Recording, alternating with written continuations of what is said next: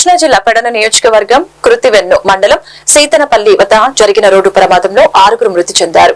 మరికొంతమందికి గాయాల పాలయ్యారు. పాండిచ్చేరి నుంచి భీమవరం వైపుగా రొయ్యల మేత లోడ్లో వెళ్తున్న కంటైనర్ అమలాపురం అంబేద్కర్ కోనసీమ జిల్లా తాళరి వద్ద కృతివెన్ను మండలం మునిపెడ వస్తున్న బొలెరో వ్యాన్ సీతనపల్లి వద్ద పుల్లల లోడ్ తో వెళ్తున్న ట్రాక్టర్ ని ఢీకొంది.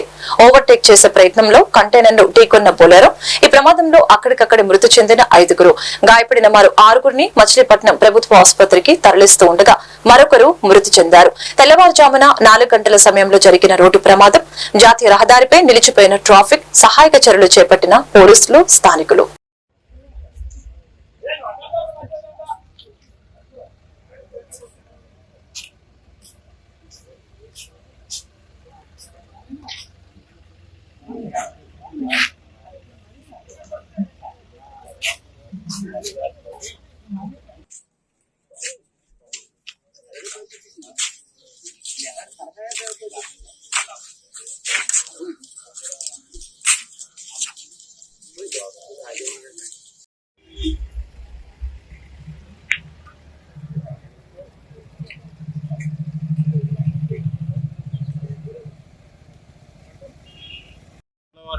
సుమారు 4:30-5 గంటల ప్రాంతంలో కృతివెన్ను మండలము కృష్ణా జిల్లా వద్ద మనకి ఇండియన్ ఆయిల్ పంప్ దగ్గర ఒక యాక్సిడెంట్ జరిగింది.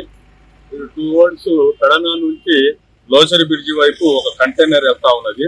అలాగే లోసరి బ్రిడ్జి వైపు నుంచి ఒక అశోక లైలాండ్ ఒక 10 మెంబర్స్ దాంట్లో ప్యాసింజర్స్ ఎక్కి చేపల ఫిషింగ్ పట్టడానికి వెళ్తా ఉన్నారు 2 రోడ్స్ పెడన. అలాగే ఈ లోసరి బ్రిడ్జి వైపు నుంచి పెడన వైపు ఒక ట్రాక్టర్ కూడా కట్టెల లోడ్తో వెళ్తా ఉన్నది.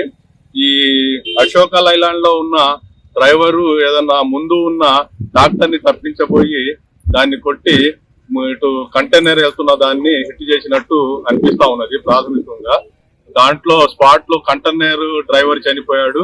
అలాగే అశోక లైలాండ్ లో ఉన్న ఒక 4 స్పాట్ లో టోటల్ గా ఒక 5 మెంబర్స్ ఇక్కడ చనిపోవడం జరిగింది.